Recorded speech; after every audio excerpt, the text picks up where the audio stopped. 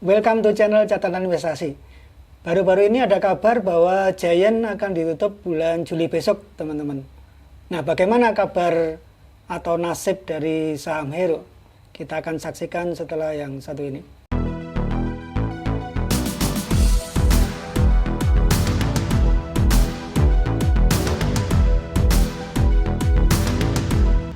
Ya, ini kejadian belum lama, teman-teman. Jadi Giant ditutup. Ya, bagaimana nasib saham Hero? Tentu teman-teman tidak asing lagi, bahkan sering berbelanja di Giant ya. Dimana di Giant ini tempatnya besar, biasanya nyaman ya, dan banyak kebutuhan barang-barang yang ada di situ, teman-teman ya. Dan video ini merupakan episode yang ke-32. Jangan lupa subscribe, like, dan nyalakan notifikasi lonceng, teman-teman, bagi teman-teman yang baru ketemu channel ini ya. Jadi supaya teman-teman juga nggak ketinggalan ya, teman-teman. Nah, ini pertama disclaimer on ya, seperti biasa kita harus pahami, kenali resikonya supaya investasi kita di pasar modal bertumbuh, teman-teman. Dan video ini murni opini pribadi dan edukasi ya, teman-teman. Jadi teman-teman mau beli sahamnya atau tidak itu adalah tanggung jawab teman-teman pribadi ya. Nah, ini saya tampilkan dulu news update ya dari bisnistempo.com ya. Jadi leadernya adalah Bos Hero Supermarket, cerita panjang lebar soal prospek retail di tanah air. Teman-teman, pandemi COVID-19 ini benar-benar memukul ya hampir seluruh sektor ya, terutama adalah sektor retail ini, karena Hero ini adalah sektor retail, itu sangat terpukul, teman-teman. Nah, nanti kita akan simak ya. Jadi ini merupakan tanya jawab antara wartawan dari Tempo dengan bosnya Hero Supermarket, teman-teman, terkait dengan rencana penutupan dari Giant, teman-teman. Nah, ini saya bacakan ya. Jadi intinya bahwa penutupan seluruh gerai Giant ini ya pada 31 Juli 2021 besok itu merupakan tidak terlepas dari kondisi ya, tidak terlepas dari kondisi industri retail yang terpukul, teman-teman. Ininya seperti itu. Jadi perseroan memutuskan untuk menutup gerai Giant yang sudah dioperasikan sejak 2024 ya. Nah, lalu rencananya lagi bahwa sebagian Hero yang sebagian Giant yang ditutup tadi akan bersalin rupa menjadi Hero Supermarket dan IKEA ya, teman-teman, atau IKEA ya kalau di bahasa ininya ya. Jadi ini menarik, teman-teman. Yang perlu kita lihat adalah bagaimana saham Hero ya. Kalau teman-teman belum punya sahamnya, maka ini bisa merupakan masukan ya, insight buat teman-teman apakah mau masuk atau tidak di saham ini, teman-teman ya. Oleh karena itu saksikan sampai selesai, teman-teman, jadi supaya teman-teman dapat kesimpulan yang menyeluruh atau komprehensif dari video ini. Nah, ini petikan wawancaranya ya. Ya, ada pertanyaan pertama, dikatakan pertanyaannya adalah apa alasan perusahaan memutuskan untuk menutup Giant dan lebih fokus ke Hero Supermarket, Guardian, dan IKEA ya. Nah, ternyata dari manajemen ini mengatakan bahwa sudah melakukan tinjauan strategis, teman-teman ya. Sudah melakukan tinjauan strategis. Jadi menurut mereka lini bisnis Hero Supermarket, Guardian, dan IKEA ini itu lebih berperforma kuat ya dibanding Giant sendiri, teman-teman. Lalu dikatakan di sini kalau kita mengambil satu langkah ke belakang, tentu saja keputusan ini tidak datang dalam waktu yang cepat. Dan mereka sudah melihat tren industri hypermarket selama bertahun-tahun, tidak hanya di Indonesia tapi juga secara global ya. Lalu mereka juga mengatakan ada peritel seperti Walmart ya di AS, Carrefour, Prancis, dan Tesco, Inggris. Tiga peritel ini juga sudah menjauh dari industri hypermarket oleh karena adanya perubahan perilaku belanja konsumen yang lebih memilih berbelanja di toko yang lebih kecil dan dekat dengan tempat tinggal. Dan kami ya, ini manajemen ya, bosnya Hero ya, melihat tren yang sama terjadi di Indonesia. Jadi penutupan ini alasannya adalah ada perubahan perilaku belanja konsumen ya, yang tadinya karena pandemi ya, tadinya di hypermarket, lalu mereka berubah menjadi ke toko-toko yang kecil begitu ya, yang mungkin lebih mudah dijangkau ya, atau mungkin lebih dekat ya. Mereka mungkin males harus datang ke Giant ya, harus parkir dulu dan sebagainya ya, ribet begitu. Nah, lalu mereka juga pada waktu yang bersamaan itu mereka melakukan upgrade toko ya. Jadi sebetulnya mereka sudah melakukan berbagai upaya untuk mempertahankan Giant dengan cara mengupgrade toko teman-teman dan menjaga kualitas produk ya. Nah, ini lanjutannya. Tapi ternyata perubahan itu tidak membantu ya teman-teman, karena tren perubahan tren di konsumen itu tetap bertahan ya, yang pola belanjanya dari hypermarket ke toko kecil tadi. Dan kami melihat perubahan itu makin cepat bergerak pada masa pandemi. Sebetulnya keputusan ini bukan karena pandemi saja, tapi juga karena perubahan perilaku. Jadi alasannya dua itu teman-teman, selain karena pola perilaku belanja yang berubah, juga karena memang pandemi ini benar-benar menekan kinerja mereka ya. Kalau kata menekan tuh artinya berarti memang terjadi penurunan ya, di posisi top line-nya maupun di bottom line-nya ya. Lalu jadi mereka mengambil keputusan ini untuk kebaikan semua pihak di masa depan ya. Pada waktu yang bersamaan, segmen kelas atas yaitu di sektor grocery ternyata trennya masih menjanjikan atau less fragile ya. Nah, ini mereka juga mengatakan bahwa respon konsumen tetap positif dengan Guardian ya maupun IKEA. Tapi kalau melihat Guardian, IKEA dan Hero dapat dilihat portofolio kami sebenarnya beragam, tidak hanya untuk pasar kelas atas ya teman-teman. Jadi mereka mempunyai brand-brand yang memang ditujukan untuk kelas-kelas tertentu. Kalau saya perhatikan dan saya juga pernah mengunjungi beberapa kali IKEA ya, IKEA itu kan sebetulnya kalau saya lihat barangnya juga nggak murah-murah teman-teman. Rata-rata itu mahal semua ya. Dan memang desainnya menarik karena mereka tata letaknya itu berbeda dengan kompetitornya ya. Karena mereka menata sedemikian rupa sehingga seperti misalnya bedset begitu, mereka tata sedemikian rupa sehingga orang itu tertarik membayangkan, oh ini kalau ditata seperti itu jadinya seperti itu gitu. Jadi bisa melihat secara langsung, secara visual teman-teman.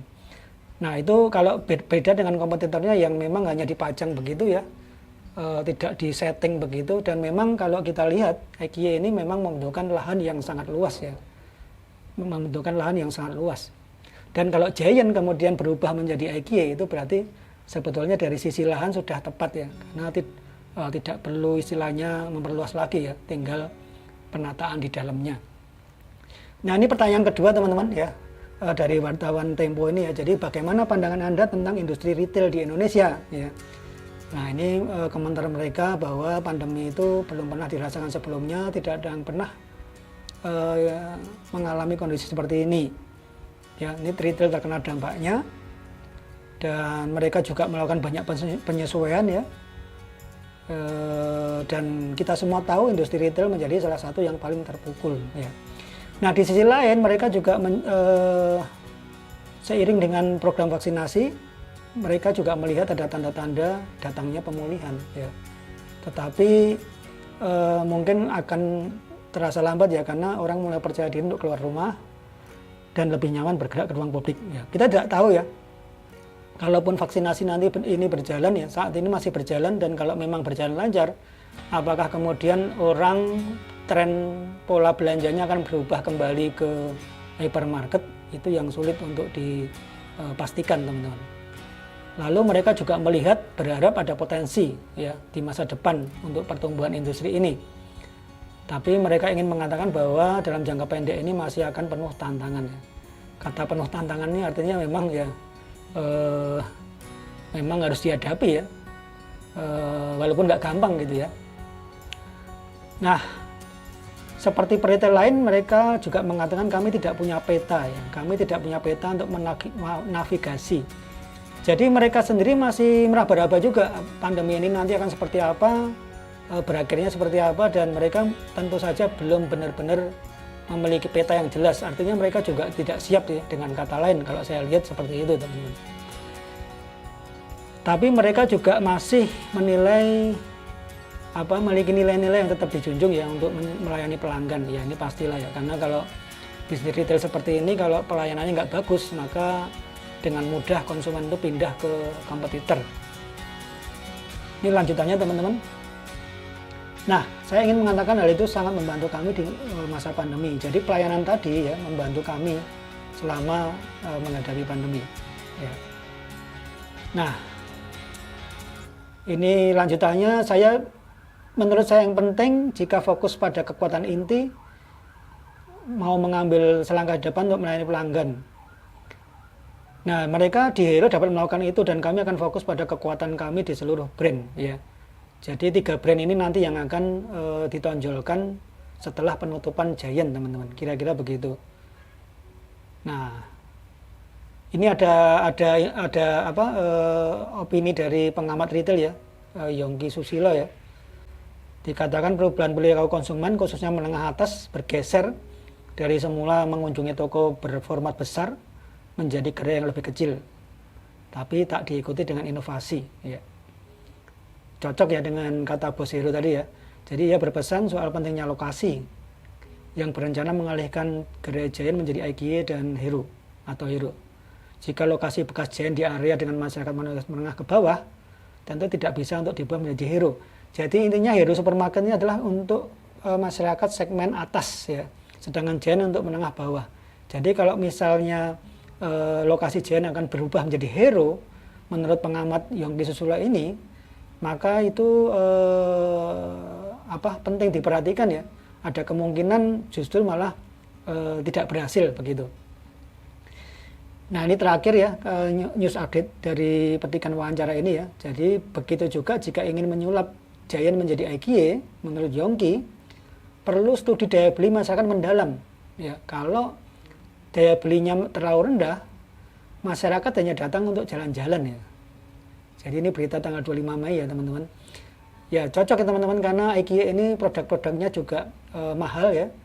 Tentu saja hanya kalangan atas yang bisa, atau target marketnya kalangan-kalangan atas ya, yang bisa menjadi sasaran mereka. Tapi untuk masyarakat menengah bawah itu sangat sulit untuk dibidik di IKEA ini teman-teman. Pasti akan tidak sesuai ya teman-teman. Nah, ini lanjutannya, menurut Yongki, Hero punya kesempatan besar untuk mengubah gerai Giant ke format yang lebih menguntungkan karena target pasarnya adalah masyarakat menengah ke atas. Oleh karena itu lokasi yang pilih adalah yang berdekatan dengan kelompok masyarakat menengah ke atas. Masuk akal. Jadi menurut Yongki ini kalau mau tetap Giant diubah ke Hero, maka lokasinya harus benar-benar dekat dengan kelompok masyarakat yang menjadi sasaran marketnya, gitu, kira-kira begitu teman-teman. Lanjut teman-teman. Nah, sekarang saya mau masuk ke analisa fundamental ya, setelah tadi kita lihat newsnya ya, dan rencana ini sudah dipastikan yaitu bulan Juli, dan kemudian dengan adanya penutupan ini tentu tidak terhindarkan lagi adanya PHK teman-teman. Dan kalau teman-teman perhatikan di berita-berita di media massa, itu memang sudah terjadi ya, di konten maupun di beberapa media ya, info tentang PHK itu sudah ada teman-teman. Bagaimana ribuan karyawan nanti juga pasti akan kehilangan pekerjaan dari penutupan ini. Nah, sekarang kita lihat kondisi fundamental dari Hero ya. Ini saya mulai dulu dari laporan laba rugi ya, karena kita pengen tahu dulu nih, bagaimana sih penjualan dari Hero ini?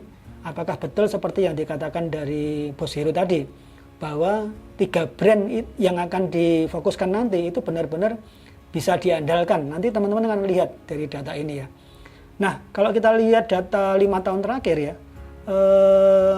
penjualan daripada Hero ini kecenderungannya menurun teman-teman, dari 13 triliun ya, 677 miliar, jadi di tahun 2017 menjadi 13 triliun ya, turun lagi di 2018 12,970, lalu turun lagi ya di 2019 menjadi 12,181 triliun, lalu di 2020 teman-teman turunnya semakin drastis di 8,8 triliun teman-teman. Kalau kita lihat pertumbuhan secara compound annual ya, compound annual growth rate, dia menurun 8% teman-teman ya. drastis sekali teman-teman ya. Nah sekarang dari sisi bottom line teman-teman, bottom line yaitu laba tahun berjalan ya. Jadi ini 5 tahun berturut-turut laba operasionalnya minus ya, alias membukukan rugi. Dan hanya tahun 2016 ya, kalau 5 tahun ini saja ya, dia membukukan laba. Sisanya yaitu kerugian. Jadi kesimpulan saya, penjualan terus merosot dan mengalami pertumbuhan minus ini teman-teman. Lalu yang kedua, perseroan bukan rugi bersih selama 4 tahun berturut-turut ya. Ini bottom line-nya teman-teman. Lalu kita perhatikan juga yang bagian yang penting juga beban bunga. Teman-teman perhatikan membengkak ya. Beban bunga semakin berat. Bertumbuh 36%. Angka yang fantastis. Harusnya beban bunga ini harusnya turun ya. Yang bagus adalah turun. Tapi dengan kondisi seperti ini penjualan turun, mengalami rugi bersih, beban bunganya meningkat teman-teman. Ini perusahaan sudah dalam kondisi SOS ya kalau saya lihat ya teman-teman. Ya. Nah, bagaimana laporan posisi keuangannya? Nah, ini laporan posisi keuangan teman-teman dari mulai kas, setara kas, ini ringkas ya teman-teman, ada pos-pos yang tidak saya masukkan. Hanya pos-pos kas, piutang, persediaan, aset lancar, aset tetap, jumlah aset, lalu liabilitas dan ekuitas ya.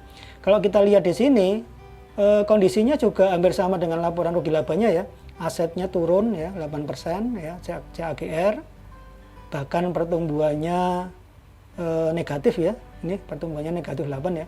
Lalu total liabilitas perusahaan meningkat ya. Nah, ini nggak bagus.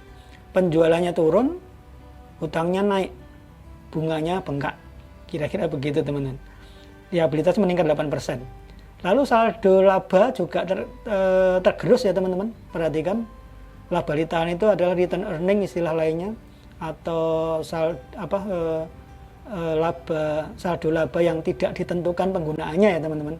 Jadi selama 4 tahun terakhir dia positif tapi cenderung turun. Lalu di tahun kemarin 2020 bahkan minus ya. Artinya kalau laba ditahan minus, ini nanti ekuitasnya juga turun ya, ekuitasnya turun, artinya kerugian ini akan terus menggerus ekuitasnya teman-teman. Nah itu kondisi fundamentalnya ya teman-teman ya. Nah sekarang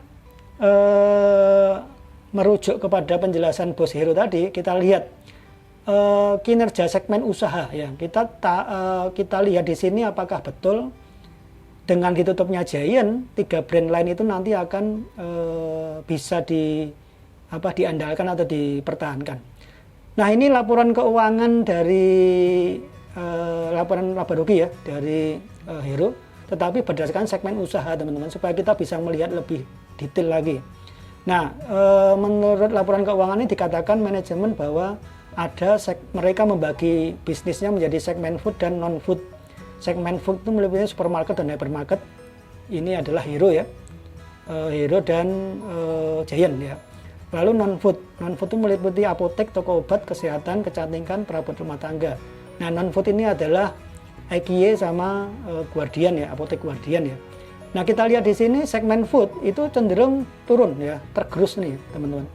Luar biasa penurunan dari 11 triliun menjadi 6 triliun, atau secara CAGR ya, Compound Annual Growth Rate turun 12,35%. Lalu jadi kalau Giant ditutup teman-teman, itu sudah pas sebetulnya teman-teman. Sudah pas nih kalau ditutup Giant ya tinggal Hero ya. Nah dari 6 triliun Hero kontribusinya berapa? Dikatakan tadi akan mempertahankan Hero kan. Jadi kalau Hero dipertahankan sementara ini aja minus ya, tanpa Giant aja istilahnya sudah minus banyak. Ya saya nggak tahu karena di sini tidak disajikan datanya Giant itu berapa, Hero itu berapa, tapi mereka membaginya berdasarkan food dan non food. Anggap aja ini food adalah jelas yaitu segmen supermarket dan hypermarket. Ya berarti kalau Giant hilang, ini tinggal Hero saja nih teman-teman. Hero supermarket ya. Lalu ini non food ya. Non food itu ada Guardian sama IKY ya. Dikatakan mereka tadi Giant akan berubah menjadi IKY. Kita lihat di sini segmen usaha non food itu naik 7,52%. Kalau kita bandingkan itu kontribusinya sangat jauh ya, hanya 1,9 triliun di 2016 dan di 2020 naiknya juga nggak banyak ya, tipis ya. Ini 4 tahun pertama naik, tapi di 2020 turun wajar karena ada pandemi ya, di 2,8 triliun. Artinya dari data ini sebetulnya kalau mereka mengatakan IKEA dan Hero Supermarket nanti akan dikembangkan dan Guardian tentunya, nah ini juga kontribusinya nggak seberapa teman-teman. Jadi dengan Giant aja sudah minus selama 5 tahun ya berturut-turut ya.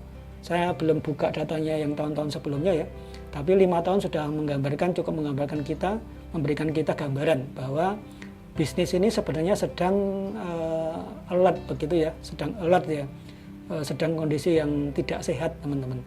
Jadi kalau dari data ini kesimpulan saya, apakah mungkin mempertahankannya seperti itu dengan kondisi nilai seperti ini teman-teman, hanya 2,8 triliun teman-teman. Nah ini saya masih ragu ya teman-teman ya. Nah ini hasil segmen ya, jadi ada penjualan ya, ada segmen ini kalau tidak salah adalah laba kotor ya.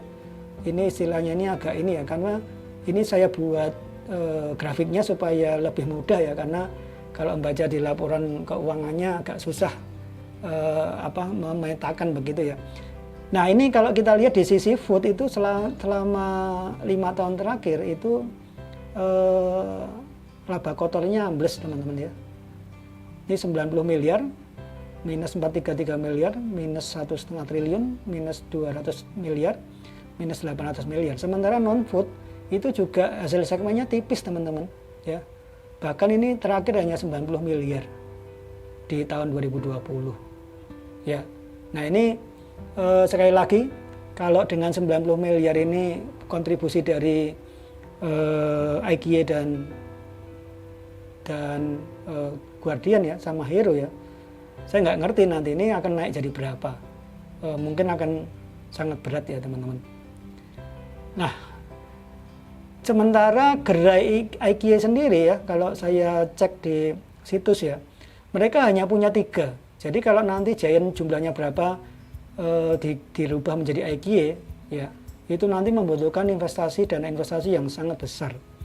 Karena secara lokasi, sekali lagi tadi menurut pengamat retail, bahwa lokasi ini harus dekat dengan segmen kelompok masyarakat yang kelas atas begitu ya.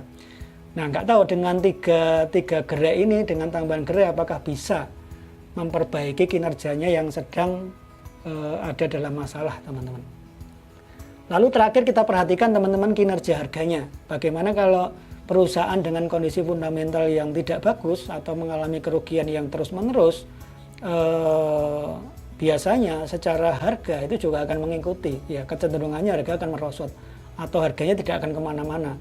Bahkan kalau kita investasi di saham itu, maka kinerjanya tidak akan memuaskan ya, kita akan mengalami kerugian yang cukup besar ya. Nah ini saya pakai line chart, saya tarik sampai sejauh mungkin di 2006 ya. Kalau kita lihat di sini harganya luar biasa di tahun 2011 ya, meranggaknya luar biasa nih, lalu tiba-tiba turun ya, turun terus sampai 2016 tadi kan membukukan kerugian ya, dan terakhir ini malah seperti digoreng ya teman-teman. Ini di tanggal saya buat video ya, tanggal belum lama ini ya, tanggal 28 Mei ini ada candle bullish panjang ya, dengan body panjang. Biasanya ini terjadi pembelian yang besar dengan volume yang besar ya. Nah ketika ada pengumuman gerai Giant akan ditutup, ini justru harganya naik teman-teman. Nah ini sangat aneh ya teman-teman. Harganya sekarang di 1.730 Hero teman-teman ya. Begitu teman-teman ya penjelasan saya tentang saham Hero, apakah prospeknya bagaimana dengan adanya kejadian ini ya. Oke teman-teman, jangan lupa sekali lagi subscribe, like, dan nyalakan lonceng kalau teman-teman merasa video ini bermanfaat. Dan kita akan berjumpa lagi di video berikutnya. Salam investasi, salam cuan selalu.